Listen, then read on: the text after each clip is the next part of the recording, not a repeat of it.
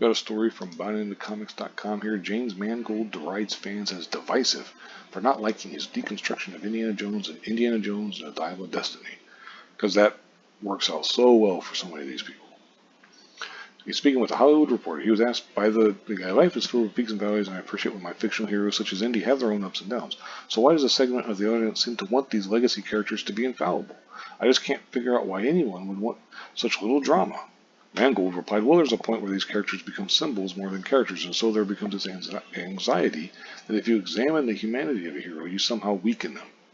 He continued, also, I can't speak for how many fans, or how fans relate and wrestle with these questions in relation to other movies, but certainly in relation to mine, I think your question almost has my answer built into it.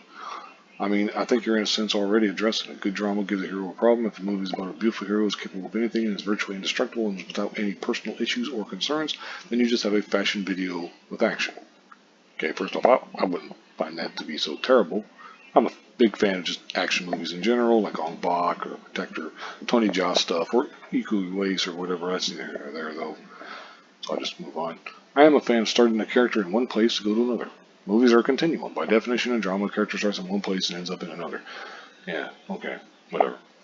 He then accused critics of his deconstruction of being divisive, yada yada. So if people want to be divisive in the age of social media, they can focus on where a character starts as opposed to where they end, or they can focus on where they end as opposed to where they start. Okay, the thing is, spoiler alert for the movie, I guess, but Indiana Jones basically ends up in almost the exact same spot that he started off in.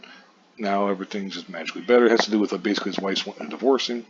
There goes your happy ending, but then she takes it back. And yeah, all this kind of bullshit. It's just dumb. You know, it's not. The thing is, it's like when you do these kind of movies, this is nostalgia bait. Just give people the greatest hits. That's all they want. They don't want a bunch of bullshit. You know, it's just whatever. Ironically, Mangold previously admitted he was deconstructing Indiana Jones and that moviegoers would have to readjust and retool their brains for this guy. Previous interview, yada yada yada. He's not in his physical prime at 70. Well, Harrison Ford's at 80, but okay, whatever. Yeah, Indy's 70, I suppose. He just talks about it. He's just trying to justify it. You know. Then here comes, Matthew Kaddish. Did anyone thinking Indiana Jones 5 might be good? Let me point out, Steven Spielberg's not directing. Kathleen Kennedy is producing. Harrison Ford is 78 years old. It's written by Jonathan Kasdan, who wrote Solo. Okay, yeah, Mangold took exception to the tweet and responded by insulting him. Thanks, Matt. Keep making the world a better place. Crapping on things in the first week of production from your basement. Never seen a script by John. Nothing against him, just reality. Better, worse, and I started from a blank page.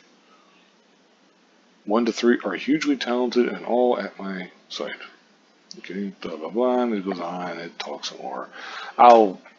Basically he's going back and forth with people on Twitter and stuff. I don't care about that. It's like, dude, we found out what he's all about when he sat there and talked about how his movie isn't, because he would say shit like the movie isn't, deconstructing Indiana Jones and stuff. He said that like a year ago.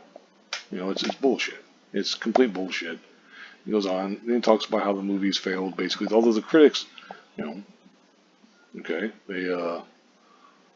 they kind of like it. I mean, he says mediocre, 6 out of 9, but 6 out of 9 out of 10 in my eyes, that's above average, but whatever. One report indicates that only 9% of people who saw the film recommended it to their friends or family. And talks about how much it's going to lose, $250 million or so. It's hard to say. And then the article ends. Like I said, I'll link this in the description box. You can read it for yourself. But basically, look, if you're an Indiana Jones movie or a fan, I don't know if you'd want to watch this movie. I'll just say that. That's why I think, like it says here, only 9% of people who saw the film recommended it to their friends and family. I don't know if that's true. It's just one report. I could see it as anecdotal at best, but I mean, I can't imagine. Like, I know some Indiana Jones fans that they don't really keep up with the news and stuff. They just kind of watch because they're older. I won't go into too much more detail, but I would not recommend this movie to them because I don't think that they would like it. I think, like I said, when you're doing this nostalgia-based stuff, you want to give us the greatest hits. Have Indy, swing whip around. Have that, you can have a character there for him to play off of. Maybe do some more stuff with snakes or whatever. I mean, bitch, that stuff. That's all. That's all it is. Nobody's going to go in there expecting, an old Harrison Ford to be busting off the same things he could do when he was younger. That's just me. Anyway, like I said, I've already Spent almost 5 minutes on this stuff. I'm going to go ahead and wrap it up here. Thank you very much for watching, and have a good one.